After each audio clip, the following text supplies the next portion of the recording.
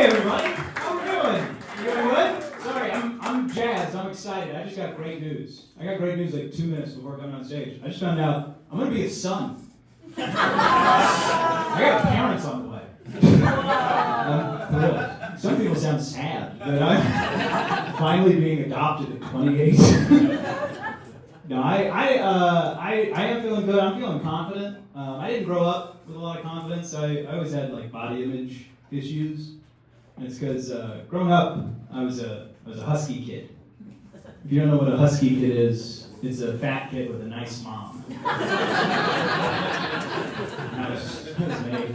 I have an older brother. He's 4 years older than me. He's a couple inches taller than me. He's always been in much better shape than me. He's more classically handsome. And around when I turned 14, people started to ask the two of us if we were twins. They would look at me and a guy much taller than me and say, "Hey, you guys twins?" Which means that their understanding of what twins are comes from the Arnold Schwarzenegger, Danny DeVito movie. And I have to be the DeVito in that. You guys are fun. I don't care for the police very much. That's an opinion I hold. I saw everybody as I was walking in. I said, "This is a safe crowd." We can say that. And I don't care for the police. And I always thought, like, why are these guys so mean? Why are they so aggressive? And then around the same time as everybody else, I learned the phrase, all cops are bastards. I said, oh, that makes sense. These guys just don't know who their dad is. They're just going around sad all the time. That's all it is. I've been using it to my advantage. I got pulled over by a cop, and as he was walking up to me, I turned on Cats in the Cradle. Rolled the window down. He was already crying. And he said, "Sir, can I see your license and registration?" I just gave him a baseball. And said,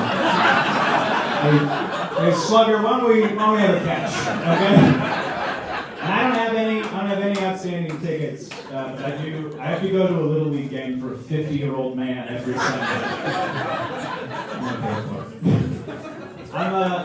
I'm single. I've been on dating apps for a while. I'm from Kentucky, and I noticed a pattern on dating apps there, and it was that a lot of women were looking for cowboys. They would say, please be a cowboy. I want to date a cowboy. Something to that effect. And I've lived in Kentucky my whole life. And I know that we have no connection to the Old West. I know that we don't even have the topography that would allow for cattle driving. But I understand the principles of supply and demand, so I bought a cowboy hat, put it on for some photos, and it worked. I got a lot of dates out of it. And the issue is that I did not know that these women also knew that.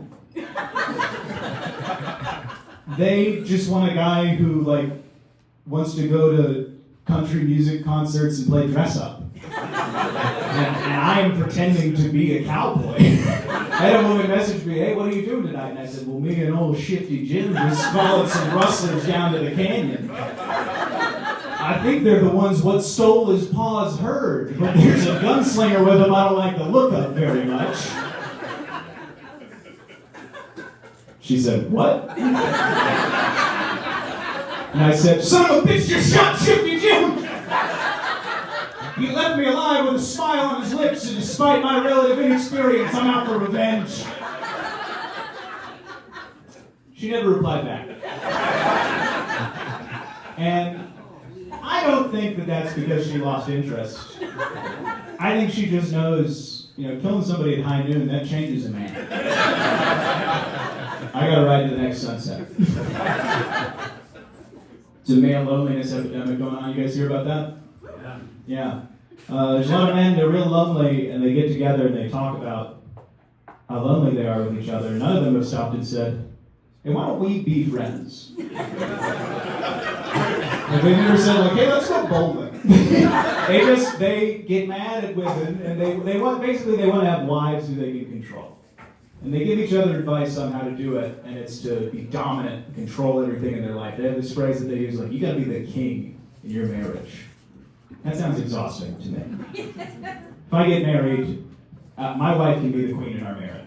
I will happily be the evil vizier who accrues power in the shadows.